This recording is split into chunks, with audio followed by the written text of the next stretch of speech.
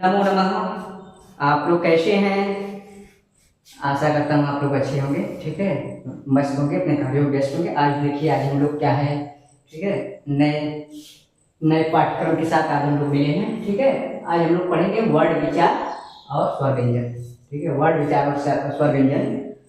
हाँ, ठीक है। तो सब कितने हैं? 36। और स्वर कितने होते हैं? 9।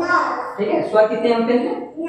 हाँ हाँ। फिर उसके बाद हम लोग क्या है कि ये जो हम लोग पढ़ रहे हैं ये संस्कृत विषय से संबंधित है, ठीक है। सबसे पहले हम लोग संस्कृत का अर्थ जानते हैं, ठीक है।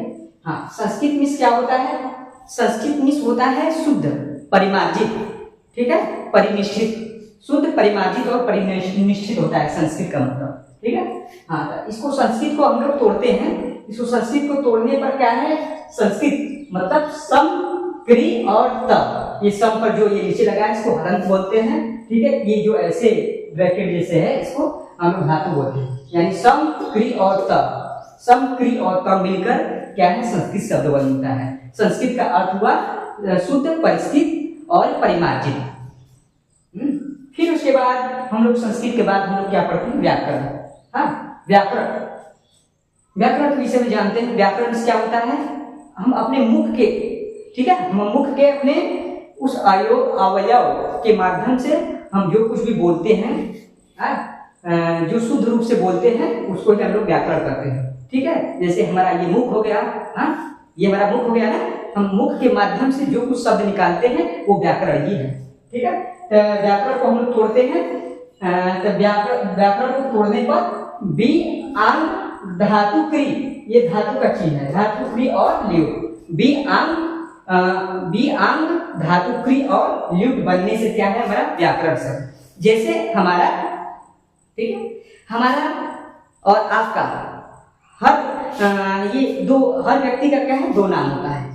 हाँ, आपका कुछ और नाम होगा और हमारा कुछ और नाम होगा। अरे, स्कूल का कुछ और नाम होगा, घर का और कुछ नाम होगा।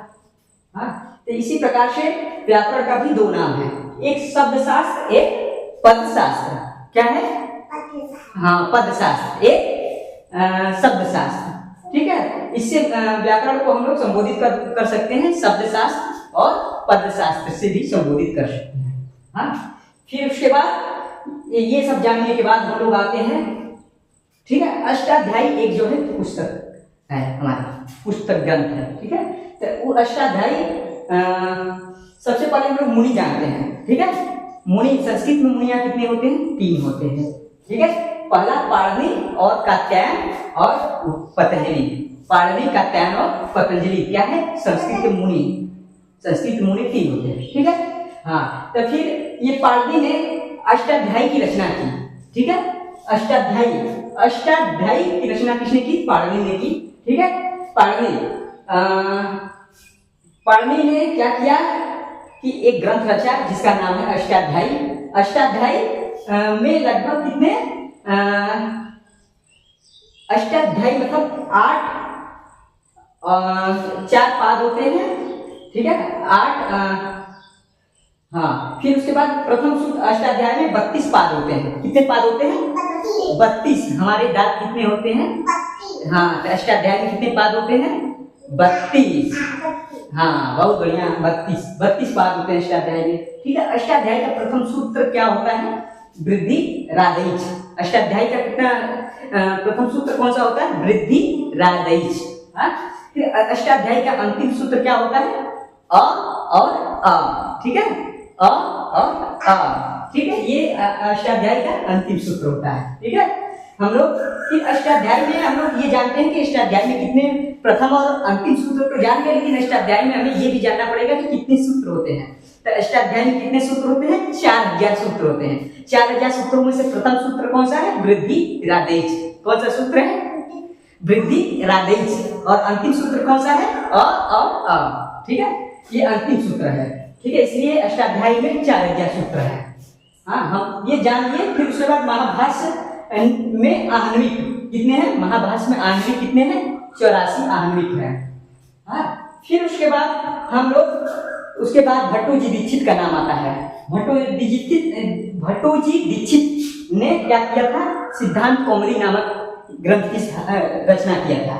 ठीक है, इन्होंने भट्टोजी दीक्षित ने सिद्धांत कौमुदी की रचना की। ठीक है, भट्टोजी दीक्षित ने सूत्र पर वृत्ति लिखा।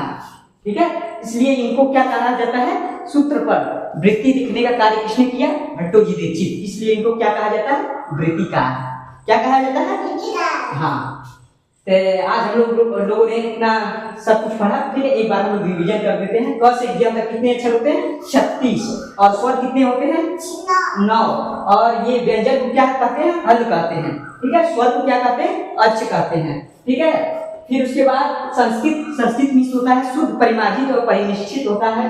ठीक है, संस्कृत सम धातु सम क्री प्लस ता मिलकर संस्कृत शब्द बनता है। व्याकरण मतलब मुख के जिन अवयवों का सहयोग पाकर हम अपने शब्द को बाहर निकालते हैं, उसको हम लोग क्या कहते हैं, व्याकरण करते हैं। व्याकरण भी अंग धातु क्री और लिंग प्रत्यय मिलकर व्याकरण बनता है। व्याकरण को पद शास्त्र और शब्द शास्त्र भी कहा जाता है। फिर उसके बाद है ये संस्कृत के क्या है, 3 मुनि होते हैं, ये पाणिनि, कात्यायन और पतंजलि। ठीक है, पाणिनि को क्या है, सूत्रकार भी कहा जाता है, क्योंकि इन्होंने अष्टाध्यायी की रचना की। अष्टाध्यायी कितने 32 पाद होते हैं। हाँ, अष्टाध्यायी में कितने 32 पाद होते हैं। फिर ये अष्टाध्यायी का प्रथम सूत्र वृद्धि आदेश और अंतिम सूत्र अब हो जाएगा। फिर इन्होंने 4000 सूत्रों की रचना की। कौन, ये पाणिनि ने 4000 सूत्रों की रचना की। फिर उसके बाद महाभाष्य ने आणविक लिखे, कितने 84 आणविक लिखे। फिर उसके बाद भट्टोजी दीक्षित ने क्या किया कि सिद्धांत कौमुदी नामक ग्रंथ की स्थापना की। इन्होंने सूत्रों को क्या है, वृत्ति लिखने का कार्य किया। किसने, भट्टोजी दीक्षित ने, इसलिए इनको हम वृत्तिकार भी करते हैं। ठीक है, धन्यवाद। मिलते हैं अगले एपिसोड में। आगे हम लोग पढ़ते हैं इन सब अक्षरों को क्या है, तोड़ मड़ोड़ कर। ठीक है, बल्ले बल्ले करिए। धन्यवाद।